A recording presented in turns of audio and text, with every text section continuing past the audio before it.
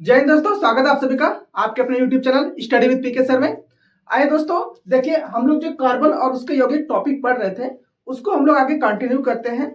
देखिए अब हम कुछ केमिकल कंपाउंड्स को लेते हैं जो कि डेली रूटीन्स में उनके क्या क्या यूजेज होते हैं, वो हमारे लिए किस तरह से लाभकारी होते हैं और किस तरह से हमारे लिए हानिकारक होता है, उनको हम लोग स्टडी करेंगे। ठीक है, जैसे देखिए पहला हमारा क्लोरोफॉर्म।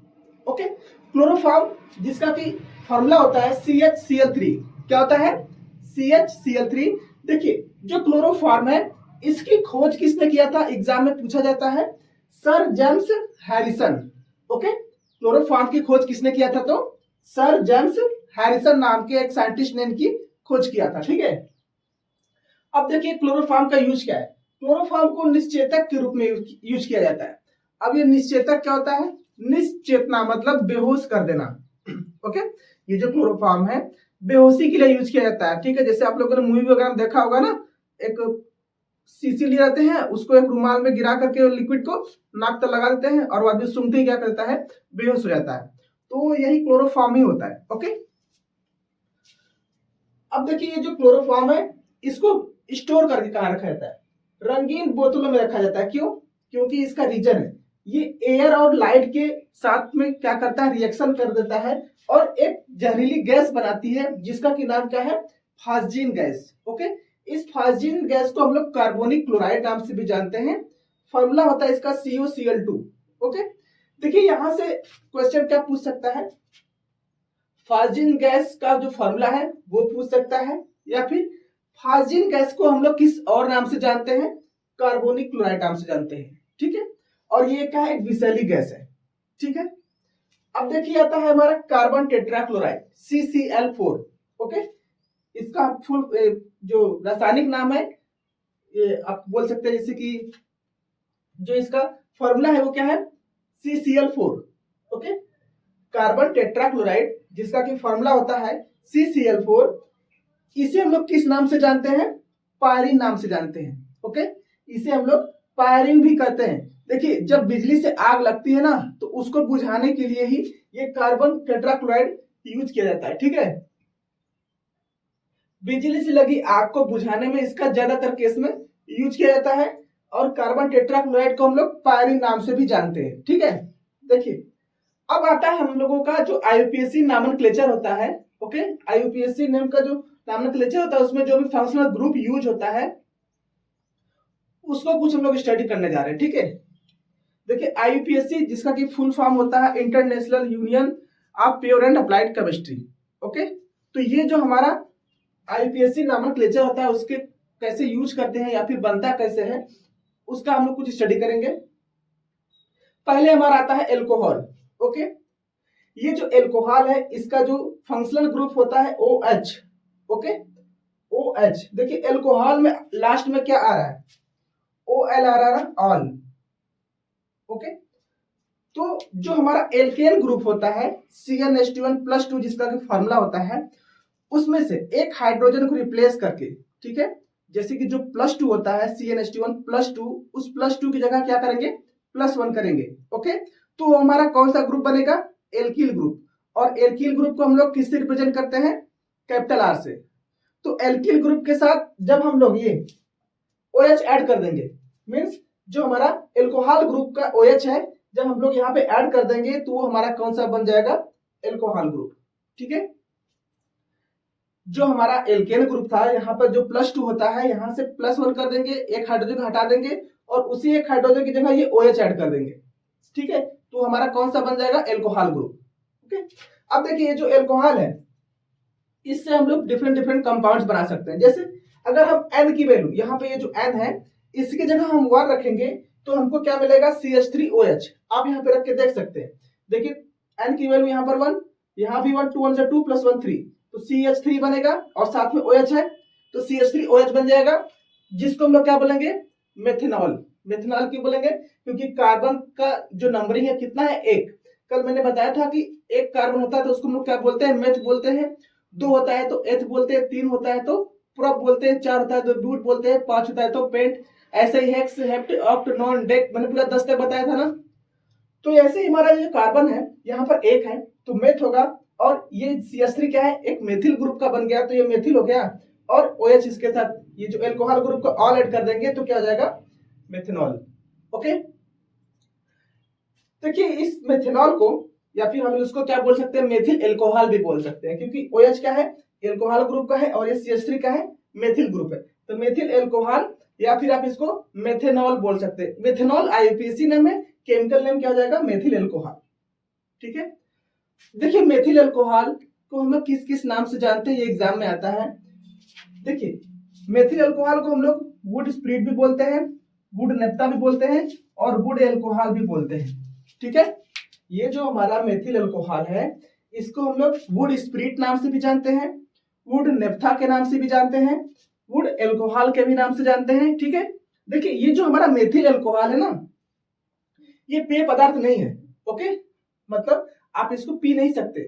ठीक है, क्योंकि अगर आप सोच रहे हो कि इसमें एल्कोहल वर्ड जुड़ा है तो ये एल्कोहल मतलब कि वाइन ही होगा, नहीं, ये एक आपका क्या है, जहरीला है। मतलब अगर आप इसको पिएंगे ना तो आप अंधे, पागल या फिर आपकी डेथ भी हो सकती है।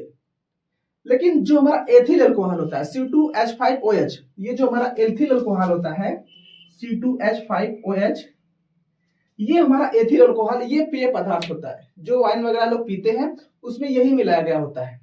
ठीक है, लेकिन मेथिल अल्कोहल ये हमारा पेय पदार्थ नहीं है। ठीक है, ये हमारा एक जहरीला है, मतलब आप इसको पिएंगे तो आपको ये क्या करेगा, हानिकारक होगा। ठीक है, आइए दोस्तों देखिए हमारा नेक्स्ट फंक्शनल ग्रुप है कार्बोक्सिलिक एसिड। ओके, जिसका कि फंक्शनल ग्रुप होता है क्या है, COOH। ओके, मतलब एल्केन में से एक हाइड्रोजन हटा करके उसके साथ हम लोग ये COOH मतलब कार्बोक्सिलिक जो फंक्शनल ग्रुप है उसको ऐड कर देंगे तो हमारा कार्बोक्सिलिक एसिड ग्रुप बन जाता है। ठीक है, देखिए ये सिंबल है।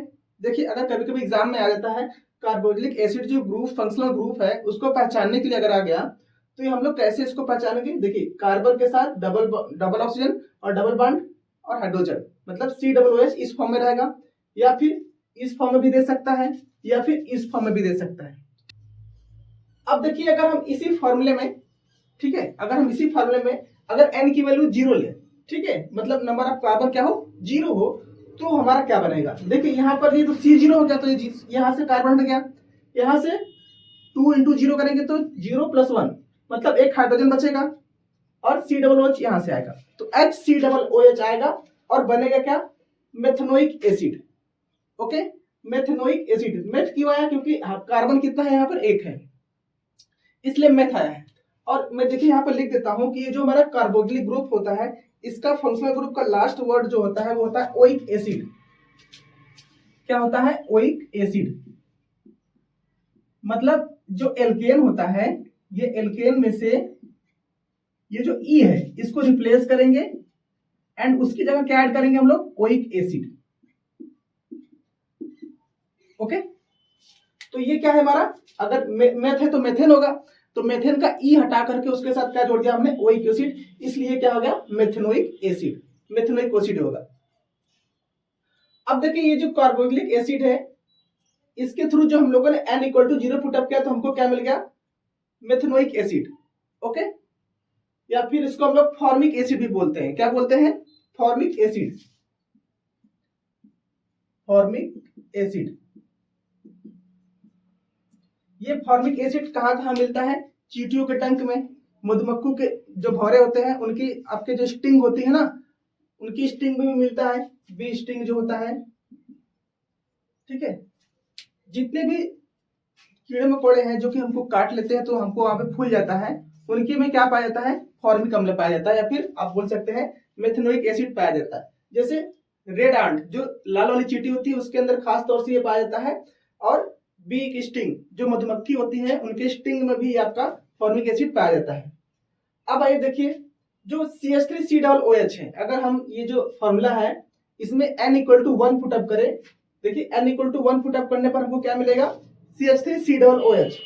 इसको देखिए कार्बन कितना हो गया, 1 और 2, 2 कार्बन होता है तो एथ होता है, एल्केन ग्रुप में लेंगे तो एथेन होगा, और वहां से एथेन में से ई हटाएंगे और उसके साथ ओइक एसिड जोड़ देंगे तो हमारा क्या बन जाएगा, एथेनोइक एसिड।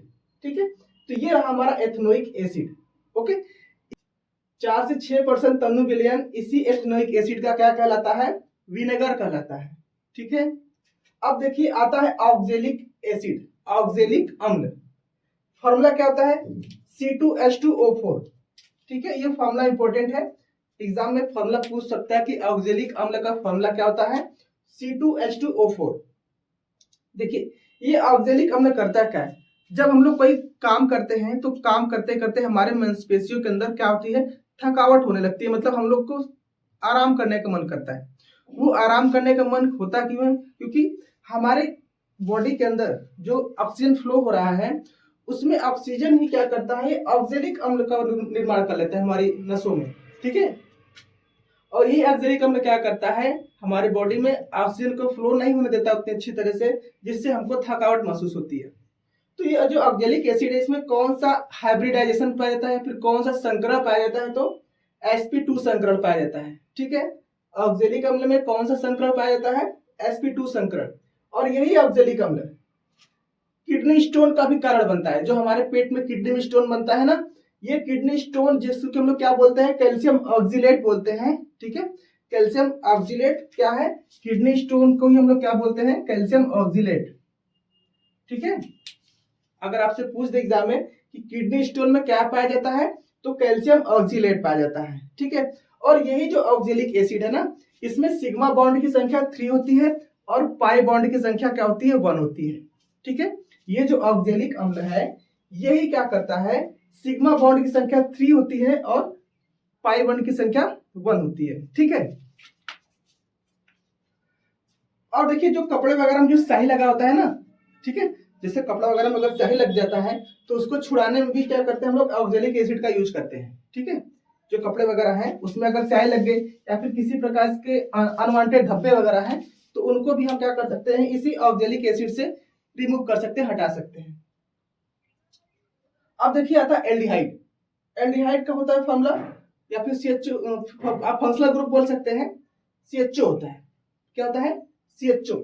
और इसका जो फंक्शनल ग्रुप का आईपीएससी नामकरण करते हैं तो उसमें हम लोग क्या ऐड करते हैं? अल। क्या लेते हैं? अल। जैसे देखिए यहाँ पर CnH2n+1 है, CnH2n+1 ये एल्केन ग्रुप से एक हाइड्रोजन हटाने पर बना है फॉर्मूला, इसके साथ CHO ऐड कर देंगे तो क्या बन जाएगा हमारा? ये एल्डिहाइड ग्रुप बन जाएगा। देखिए CnH2n+1 को हम लोग R से रिप्रेजेंट करते हैं जो कि क्या था? एल्किल ग्रुप को शो करता है, और उसके साथ CHO ऐड कर दिया हमने तो हमारा कौन सा बन जाएगा? ये एल्डिहाइड ग्रुप बन जाएगा। इसमें करते क्या है? एल्केन में से E हटा करके क्या उसमें ऐड कर देते हैं? Al, अल ऐड कर देते हैं। ठीक है, जैसे देखिए अगर मैं इस फॉर्मूले में अगर मैं n = 0 पुटअप करूं तो हमको जो फॉर्मूला मिलेगा ये मिलेगा HCHO। ओके, देखिए इसमें कार्बन कितना है? 1 है। कार्बन 1 है तो क्या होगा? मेथ बनेगा, और एल्केन ग्रुप मिलेंगे तो मेथेन होगा, और मेथेन में से E निकाल के उसमें Al मतलब अल ऐड कर देंगे तो क्या बन जाएगा? मेथेनल या फिर मेथेनल बोल सकते हैं। ठीक है, मेथेनल या फिर इसको हम लोग बोलते हैं फॉर्मेल्डिहाइड। क्या बोलते हैं? फॉर्मेल्डिहाइड। अब देखिए डाइमेथिल कीटोन। ठीक है, जो डाइमेथिल कीटोन होता है उसको हम लोग क्या बोलते हैं? एसीटोन बोलते हैं। क्या बोलते हैं? एसीटोन। एग्जाम में डायरेक्टली क्वेश्चन बन जाता है कि डाइमेथिल कीटोन जो होता है उसको हम लोग किस और नाम से जानते हैं? तो इसको हम लोग एसीटोन बोलते हैं। क्या बोलते हैं? एसीटोन। या उल्टा भी पूछ सकता है कि जो एसीटोन होता है इसको हम लोग और किस नाम से जानते हैं? तो ये होता है डाइमेथिल कीटोन। ओके, अब देखिए आता है जो डाइएथिल ईथर होता है। ठीक है, डाइएथिल ईथर जो होता है इसको हम लोग निश्चेतक के रूप में यूज करते हैं। निश्चेतक के रूप में कैसे यूज करते हैं? बेहोश करने के रूप में। जैसे हमने अभी क्लोरोफार्म वाला पढ़ा था ना, CHCl3 वाला, क्लोरोफार्म का भी यूज क्या करते हैं हम लोग? बेहोश करने में या फिर निश्चेतक के रूप में यूज करते हैं। खास तौर से ये जो यूज होता है डॉक्टरी वगैरह में यूज होता है, जिससे कि पेशेंट को उसको बेहोश करके उसका ट्रीटमेंट करने के लिए। ठीक है, डाइएथिल ईथर निश्चेतक के रूप में यूज किया जाता है। आइए दोस्तों, अब हम लोग पढ़ेंगे पानी की कठोरता, हार्डनेस ऑफ वाटर। देखिए पानी की कठोरता होती क्या है? देखिए आप पानी कठोर है या कठोर नहीं है इसकी पहचान कैसे कर सकते हैं? आप पानी लीजिए और उसको क्या करिए? उसके साथ कपड़े धुलिए। अगर उस कपड़े को धुलने के समय जो पानी है अगर उसके साथ जो साबुन अच्छे से झाग बना रहा है तो इसका मतलब क्या है? वो पानी कठोर नहीं है, मतलब वो पानी सही है। अगर वही साबुन या सर्फ जो है उस पानी के साथ अच्छे से झाग नहीं बना रहा है, इसका मतलब क्या है कि वो जो पानी है वो क्या है, कठोर है, मतलब उसमें हार्डनेस प्रेजेंट है। ओके, तो ये जो पानी की कठोरता हुई जो झाग देता है उसको हम लोग क्या बोल सकते हैं, या फिर आप बोल सकते हैं कि जो पानी की कठोरता होती है ये दो प्रकार से होती है। एक होता है स्थायी कठोरता और एक होता है अस्थायी, मतलब एक परमानेंट होता है और एक क्या होता है, टेम्पररी होता है। ठीक है, तो ये जो पानी कठोरता होती है ये दो तरह से होती है, स्थायी और अस्थायी। तो जो स्थायी कठोरता होती है ये कैल्शियम और मैग्नीशियम के क्लोराइड और सल्फेट की वजह से होता है।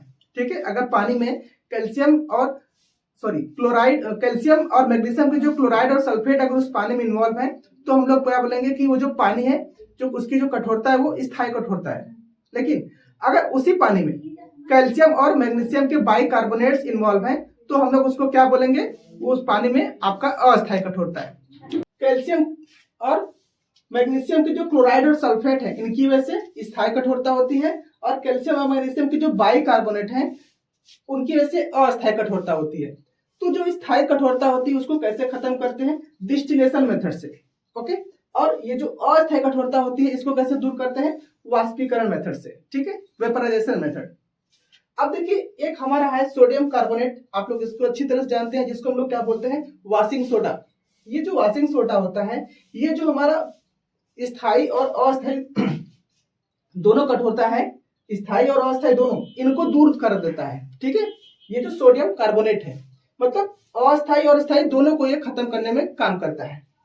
अब चलिए कुछ एडिशनल नॉलेज उसको हम लोग स्टडी कर लेते हैं। देखिए पुस्तक जो बनता है उसका जो एक पेज बनता है ना, उस एक पेज को बनाने में हमारा लगभग 2 गिलास पानी यूज होता है। ठीक है, लगभग 2 गिलास पानी का यूज करके हमारा पुस्तक का एक पृष्ठ बनता है। और ये जो पानी है हमारी पृथ्वी पर कितना परसेंट अवेलेबल है, 71%। और इस 71% में भी जो हमारा पीने वाला पानी होता है वो कितना है, 0.006% केवल अवेलेबल है। ठीक है, चलिए इतना रहने देते हैं, मिलते हैं नेक्स्ट वीडियो में। जय हिंद, जय भारत।